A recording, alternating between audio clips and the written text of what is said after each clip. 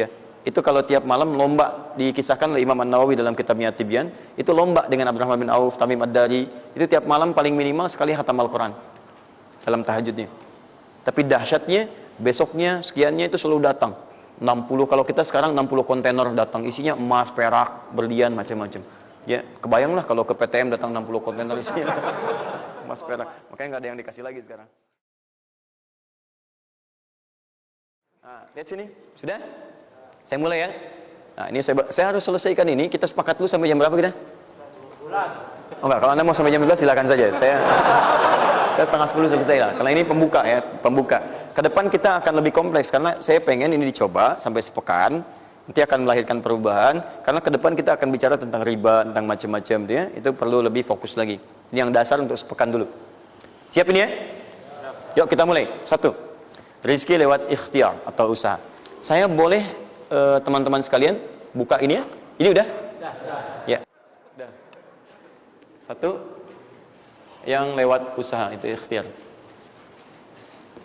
Ya, buka Quran surah 39, Quran surah 53 ayat 39. An-Najm ayat 39. Wa allaysa lil insani illa ma sa'a. Wa allaysa lil insani illa ma sa'a. Wa allaysa lil insani, bahkan setiap manusia itu, awas, illa ma sa'a, akan mendapatkan rizki, akan mendapatkan hasil dari apa yang telah ia usahakan dengan sungguh-sungguh. Jadi kalau Anda ingin mendapatkan apapun, mau dapat pahala, dapat rizki, dapat ini, dapat itu, maka semua bergantung yang pertama pada tingkat kesungguhan usaha Anda. Usaha yang serius, yang sungguh-sungguh disebut dengan sa'a, yas'a, sa'yan. Sa'a, yas'a, sa'yan.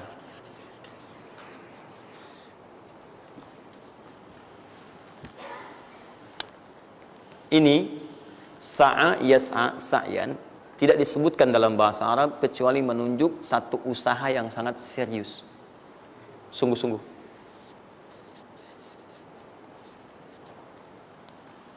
Rizki yang pertama ini sifatnya kata Al-Quran, langsung Allah yang menyampaikan. Kalau Anda mau mendapatkan rizki itu, baik yang sifatnya materi, uang, rumah, mobil, pakaian, makanan dan sebagainya, maka Anda mesti serius usaha. Usaha yang serius. Saya belum bicara bagaimana cara usahanya, tapi Quran ingin membangun komitmen dulu. Anda mau usaha enggak? Anda usaha, saya kasih kata Allah. Tapi kalau Anda enggak usaha, enggak akan turun rezeki. Ya, enggak ada rezeki turun dengan cuman diam aja, enggak ada. Anda mesti usaha. Saat saya berada di Mesir, ada 2 mahasiswa itu saling, mereka paham Quran. Mereka diskusi ingin membuktikan kebenaran Quran. Yang satu cara berpikirnya benar, yang satu keliru. Yang satu berkata, Allah kan sudah jamin rezeki kita akan diberikan, ya kan? Sampai kita wafat sempurna rezeki. Jadi nggak nyari pun pasti dikasih. Cara berpikirnya seperti itu. Ini yang dipakai oleh orang liberal sekarang. Nah, maksudnya logika semacam ini. Yang satu lagi berkata, memang Allah kasih, cuman kita mesti usaha. Dia sebutkan beberapa ayatnya. Yang satu bertahan dengan pendapatnya, dia ingin buktikan, saya masuk nanti ke masjid. Kalau di Timur Tengah itu suka ada zawiyah, tempat-tempat khusus untuk ibadah. Dia masuk ke dalamnya, sembunyi di belakang meja. Nah, di masjid itu suka ada muhsinin, para donatur, yang itikaf kasih makan. Hari pertama semua dikasih, dia tidak, karena ngumpet. Karena perjanjiannya nggak boleh ada usaha apapun. Hari kedua dia masih ngumpet, nggak dikasih, semua dikasih yang ada. Hari ketiga sudah lapar sekali, sudah nggak tahan. Begitu udah dikasihkan, yang muhsinnya tanya, hal min akhar, ada lagi yang lain nggak? DKM jawab karena nggak tahu, kan ngumpet, nggak ada yang lain. Baik, kalau gitu saya kasih ke tempat lain. Karena beranjak mendengar suara itu, dia langsung kasih kode dengan bertahan. Kaget kan DKM. Begitu dibuka ada orang ngumpet di belakang meja, sudah kelaparan. Akhirnya dia ada orang satu lagi di sini, langsung dikasih bagiannya sampai dengan 3 bungkus. Begitu dikasihkan itu, teman yang kedua tadi yang mengatakan mesti ada usaha langsung mengejar pada teman yang bersembunyi. Dan dia katakan, kan saya bilang dari awal, rezeki itu mesti dicari walaupun dengan sama. Saya juga sama, Ustadz pemateri misalnya kan, begitu kehausan ya, dia kan, misal, panitia datang, macam-macam lah, misal. Enggak, itu contoh. Saya nggak biasa ceramah sambil minum, ya.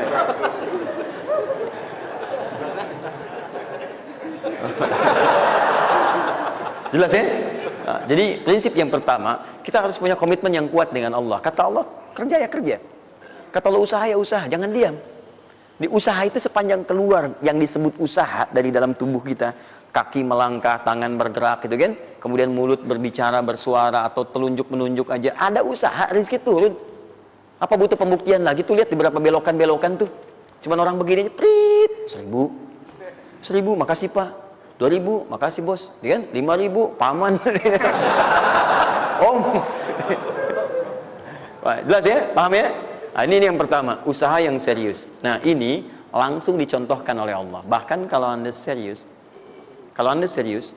nah perhatikan, ini jejaknya langsung ditemukan dan diabadikan dalam Al-Quran. Ada beberapa tahapan yang mesti kita tahu. 1, 2, 3. Perhatikan cara keseriusan yang digambarkan dalam Al-Quran. Teman-teman, kalau saya sebutkan sa'ah dalam Al-Quran, mungkin agak banyak kita mencarinya, butuh energi. Tapi kalau saya ilustrasikan begini, antum insya Allah akan lebih cepat menemukan.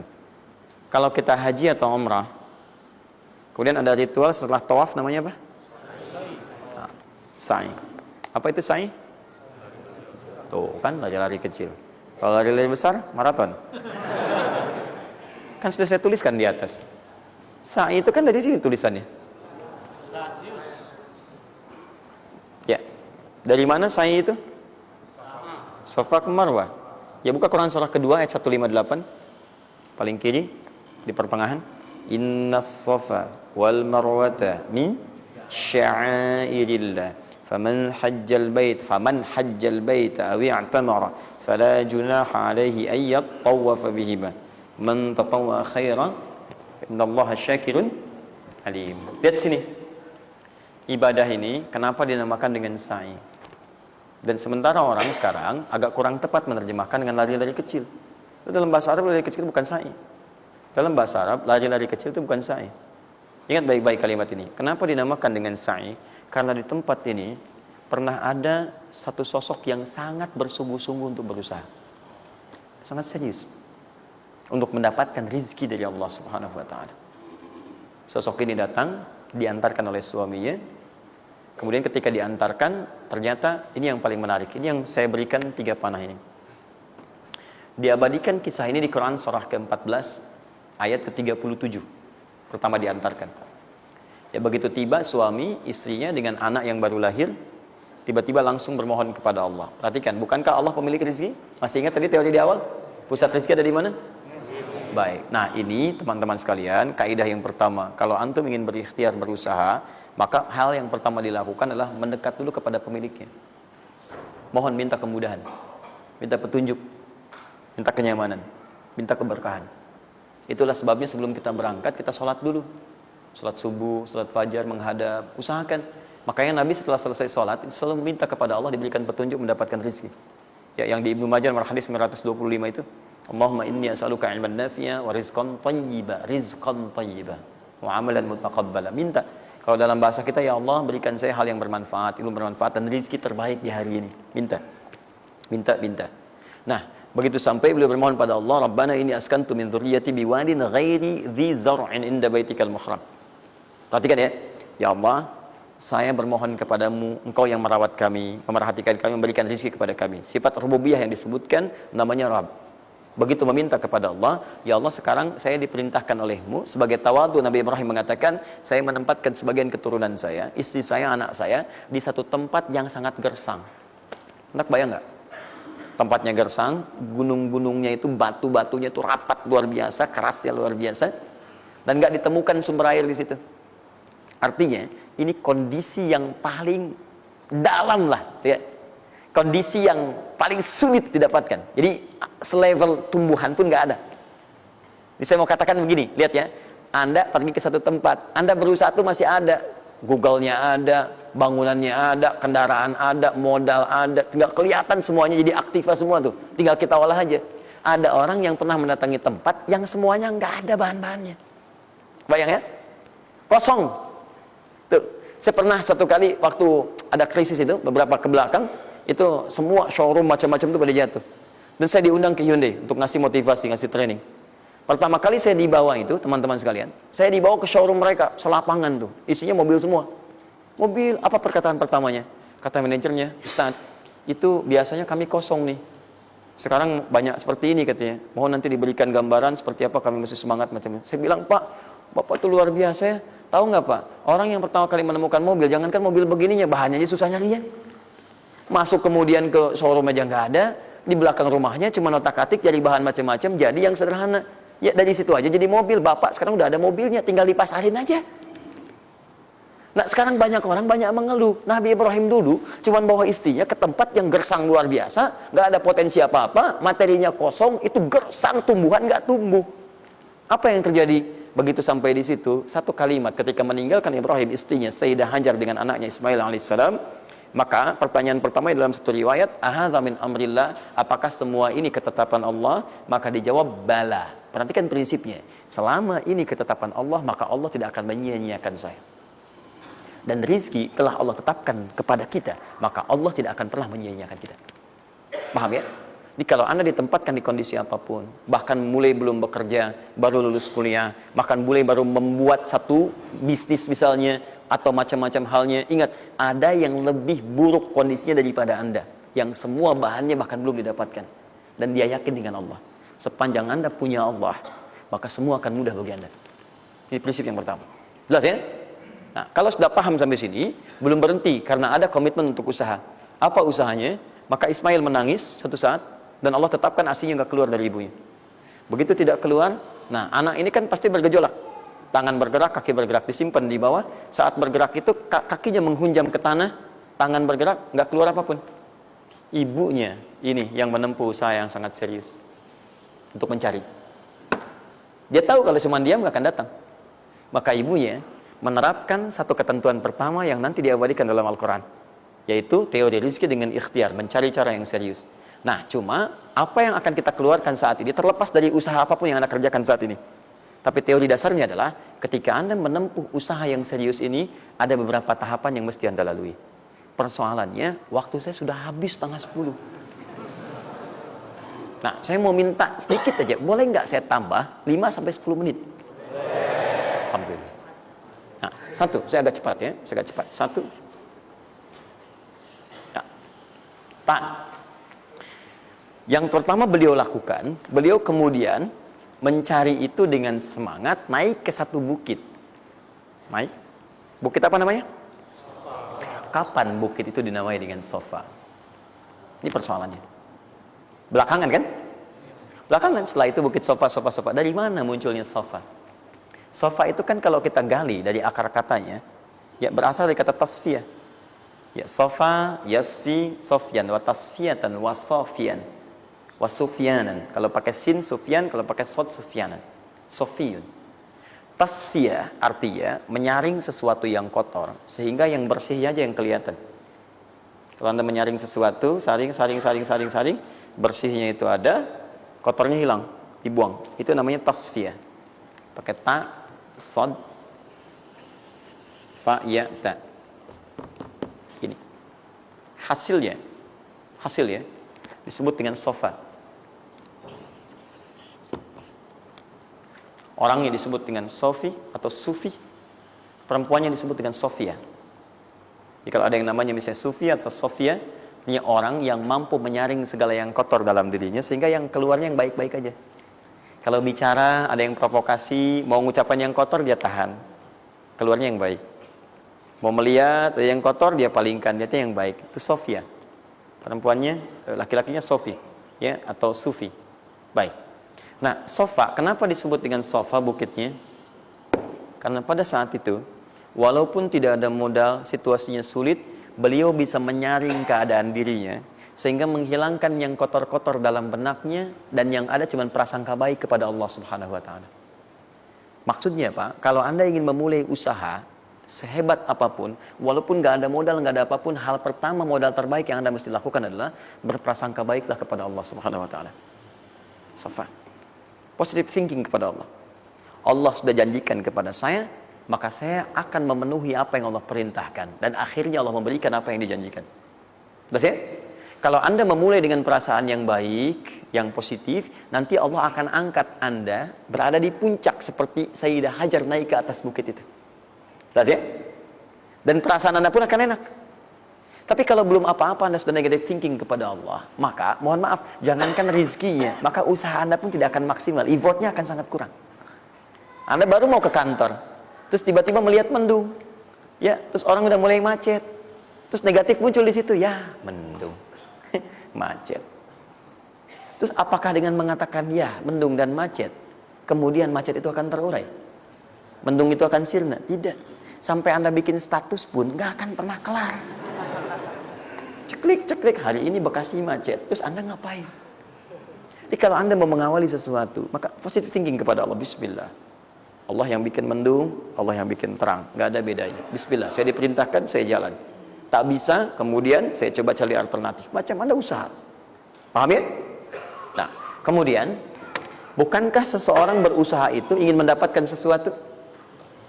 Puncak hal yang diinginkan, yang diharapkan itu bentuknya rizki. Tapi, sifat ingin mendapatkan sesuatu, puncaknya disebut dengan marwah namanya. Sesuatu yang sangat diharap, diinginkan. Marwah. Perhatikan baik-baik. Ya. Saya mau tanya begini. Dari sofa ke marwah, berusaha dengan serius Sayyidah Hajar. Lihat sini, sofa itu kan di atas kan, terus turun kan, turun, tahan sini.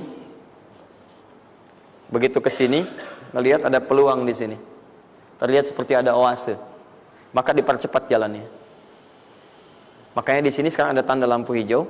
Ya, begitu nyampe sini untuk laki-laki lari-lari kecil, perempuan jalan cepat. Ini karena ibadah yang disebut dengan sa'i sering diartikan dengan lari-lari kecil. Ini berlari ini teman-teman, jalan cepat ibu. Ini sesungguhnya awalnya ini melihat di sini seperti peluang ada oase di sini di marwah.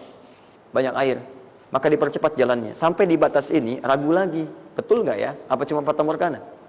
Tapi yang paling dahsyat adalah dia memastikan dengan ikhtiarnya. Saya mesti pastikan dulu, jangan menduga-duga.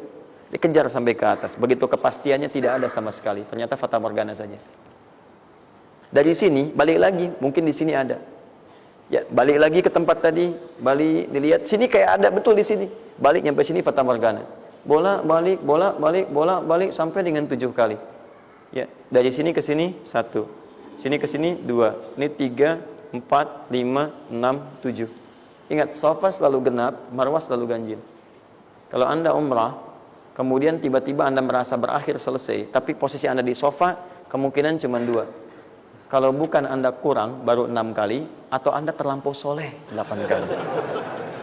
Pasti di sini. Nah, apa hikmahnya? Proses ini disebut dengan sa'i. Perhatikan baik-baik. Tahan, fokus. Ketika Anda berusaha teman-teman, maka mulailah dengan berpositive thinking kepada Allah.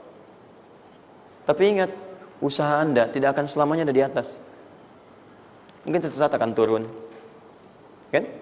Mungkin Anda ada di puncak. Mungkin suatu saat Anda turun. Mungkin kadang ada di puncak. Kadang stabil aja. Tapi kalau Anda melihat peluang, cepat kejar selama peluang itu baik.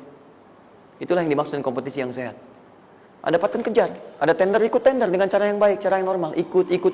Kalaupun bukan rezeki Anda, nggak ada masalah. Dan jangan pernah macam-macam lah. Saya dah ajar kan nggak pernah nyogok sama malaikat. Malaikat cepat sini dah gitu. Saya kan di sini Nabi gitu ya. Kau minta apa saya kasih, kan nggak pernah. Ya biasa aja bolak-balik. Ya walaupun mungkin ketika Anda kejar itu bukan bagian Anda, mungkin cuma fata morgana, nggak ada masalah. Saya kasih rahasia besarnya. Sepanjang Anda betul-betul ikhtiar dilakukan karena Allah, maka perhatikan baik-baik. Kadang-kadang Allah seakan menunda apa yang menjadi hak Anda, bukan ingin menunda dan membiarkan Anda tidak mendapatkan sesuatu, tapi ingin memberikan semua nikmat secara sempurna. Karena di atas itu ada nikmat pahala, ada nikmat doa, ada nikmat istighfar, ada nikmat usaha, dan nikmat hasil yang tiada terputus. Tidak terputus. Lihat sini. Kalau antum sehari berusaha, gak dapat apa-apa. Memang, mohon maaf, hasilnya belum dapat diraih. Belum dilihat tuh. Tapi bukankah pada saat itu, doa antum akan bertambah? Bukankah malamnya salatnya nambah? Tahajud. Bukankah di situ kadang-kadang kita istighfar, ya Allah, Teman-teman, bukankah istighfar menggugurkan dosa? Bukankah berdoa menambah harapan, mengakumulasikan sesuatu? Bukankah tahajud menambah pahala lagi? Kadang-kadang yang diinginkan oleh Allah pertama kali bukan dunia dulu. Ketika Allah mencintai seorang hamba, dia akan berikan pahala akhirat dulu. Karena dunia itu sifatnya sementara.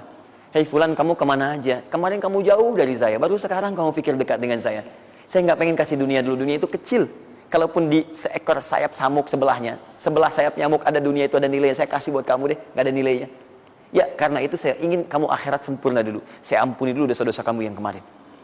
Begitu sudah diampuni, hari kedua istighfar lagi diampuni, saya kasih pahala yang banyak. Begitu pahala udah dapat, dosa udah diampuni, baru dunia diakumulasikan.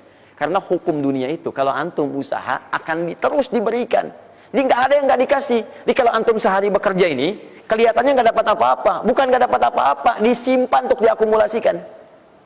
Nanti dosa antum tuh udah hilang, amalan udah banyak, antum dapat banyak. Kadang-kadang nggak sadar kalau saat dapat banyak itu sebetulnya itu hasil usaha antum sebelumnya. Itu teorinya begitu. Ya, jadi nggak ada yang nggak dapat apa-apa, semua akan dinilai. Sepanjang antum bergerak dikasih, dan antum buktinya hidup juga. Sampai ke hari itu kan masih hidup, bisa makan juga di hari itu, bisa beraktivitas juga, sehat juga dan sebagainya. Belum dapat apa. Makanya kata Nabi, yang hari itu ada makanan, dia orang kaya sebetulnya. Kalau besok masih ada lagi, kaya banget. Antum sampai sebulan masih ada cadangan. Kenapa kita mesti berkeluh kesah? Dan belum tentu hidup juga sampai besok. Yang tuh mau ngumpulin apa? Nah, maka prinsip yang terbaik adalah ketika antum berikhtiar, ikhtiar usaha yang maksimal. Tapi jangan khawatir kalau antum kerja sehari nggak dapat, 2 hari belum ada usaha. Jangan khawatir teman-teman sekalian. Rumus yang mengatakan semua ketika badan bergerak maka rezeki dituliskan untuk keluar. Tapi kadang-kadang ada yang Allah inginkan lebih besar dari apa yang Anda harapkan. Apa yang Allah harapkan ikutkan ke situ, maka Anda akan mendapatkan akumulasi bagiannya. Itu yang dilakukan oleh Sayyidah Hajar. Begitu beliau kemudian naik ke Marwah, nggak dapat, naik ke Safa nggak dapat. Apa pernah tertuliskan dalam riwayat sedikit aja Sayyidah Hajar mengeluh? Tunjukkan kepada saya kitab mana yang pernah menunjukkan riwayat ketika bolak-balik itu kemudian Sayyidah Hajar berkata, ya Allah, saya kan istri Nabi, saya kesini memenuhi perintahmu ya Allah. Ini udah capek, kenapa belum turun juga? Pernah nggak? Kedua, ketiga, keempat, kelima sampai ke yang ketujuh. Begitu sampai di Marwah, baru kemudian diakumulasikanlah itu. Apa yang terjadi? Ibunya yang usaha bolak-balik. Akhirnya keluar dari mana? Anaknya, kakinya kemudian menghentak lagi. Tiba-tiba keluar air dari situ. Pertanyaan saya, ibu yang lebih tahu di belakang. Kan kalau anak itu sedang haus, pasti tangan kakinya bergerak kan? Kenapa saat pertama disimpan bergerak, airnya keluar? Sudah 7 kali bolak-balik, baru air keluar. Silakan lihat riwayatnya. Pada hentakan itu, ketika 7 kali ibunya bolak-balik, malaikat mengepakkan sayapnya. Itu yang menghantam air dan keluar air. Malaikat yang ditugaskan Allah memberikan rezeki namanya Mikail. Itu ada di Quran surah kedua ayat ke-98. Ya, man kana aduwwan lillahi wa malaikati wa rusuli wa jibril wa mikail. Mikail. Di antara tugas Mikail oleh Allah ditugaskan untuk memberikan rezeki. Yang paling menarik, perhatikan baik-baik. Begitu airnya keluar, ibunya sedang di Marwah, sedang berdoa nih. Makanya kalau sa'i di sofa ngadep ke kiblat berdoa dulu, ke Marwah ngadep ke kiblat berdoa dulu. Begitu sedang berdoa nyampe ke Marwah yang ketujuh, anaknya lebih kencang menangisnya. Ibunya mendengar suara nggak biasa, dikejar ke sini. Begitu kejar ada air. Apa kata ibunya? Lihat kalimatnya. Zam, zam, zam, zam. Ibunya tidak mengatakan ijma, tapi zam, zam, zam, zam. Zam itu artinya kumpul jangan berhenti, kumpul jangan berhenti, kumpul jangan berhenti. Sampai sekarang air itu tidak pernah berhenti. Perhatikan bagaimana akumulasi pekerjaan seorang ibu yang sangat serius menghasilkan rezeki bukan hanya untuk dirinya, untuk anaknya, cucunya, cicitnya, dan berganti generasi sampai kita sekarang. Kita aja ke zaman Nabi Muhammad, itu teman-teman sudah lewat 15 abad. Nabi Muhammad ke Nabi Ismail 29 generasi. Satu generasi bisa ribuan tahun. Nabi Muhammad ke Nabi Musa aja 2000 tahun, ke Nabi Isa 600 tahun. Sekarang ke Nabi Ismail 29 generasi. Muhammad bin Abdullah bin Abdul Muttalib bin Hashim bin Abdul Manaf bin Qusay bin Murrah bin Kilab bin Ka'ab bin Ghalib bin Fihir bin Malik bin Nadar bin Kinana bin Khuzaimah bin Mudrika bin Ilyas alaihissalam bin Nizar bin Mudar bin Ma'ad bin Addan bin Adi bin Adri, ya, bin Muqawwam bin Nahur bin Tari bin Ya'rub bin Yasib bin Nabit bin Ismail alaihissalam. 29 generasi. Yang bisa mengulang 29 ini saya bebaskan paspornya untuk menghafal Quran di pekan depan. Silakan. Boleh, silakan. Tapi kalau salah satu tambah 1 ayat. Jelas? Terakumulasi. Maka boleh jadi Kita berusaha bekerja, sehari belum dapat, 2 hari dagang belum dapat, tenang. Begitu antum 3 hari, tiba-tiba dagangan diborong habis. Itu sebetulnya usaha antum yang sebelumnya. Tapi antum dapat bonus ampunan dosa, pahala, macam-macam. Maka jangan mengeluh. Dan jangan pernah antum sekali-kali, awas ya, awas. Mengeluarkan kata-kata yang seakan-akan Allah menghentikan rezeki antum. Maka disitulah kesulitan paling sulit akan antum awali. Ya Allah, apa engkau nggak sayang dengan saya? Saya perlu usaha apa lagi? Kenapa belum diberikan juga? Dan sebagainya. Itu kadang-kadang membuat seseorang kalau sudah kehilangan arah seperti itu sampai meninggalkan agamanya, itu yang paling fatal. Paham ya? Keluarkan. Tidak usah mikir, nggak usah macam-macam. Dah, 2,5% keluarkan. Itu 2,5% itu paling minimal. Kalau mau 5% keluarkan. Ingat rumusnya, kenapa disebut zakat? Di antara makna zakat itu adalah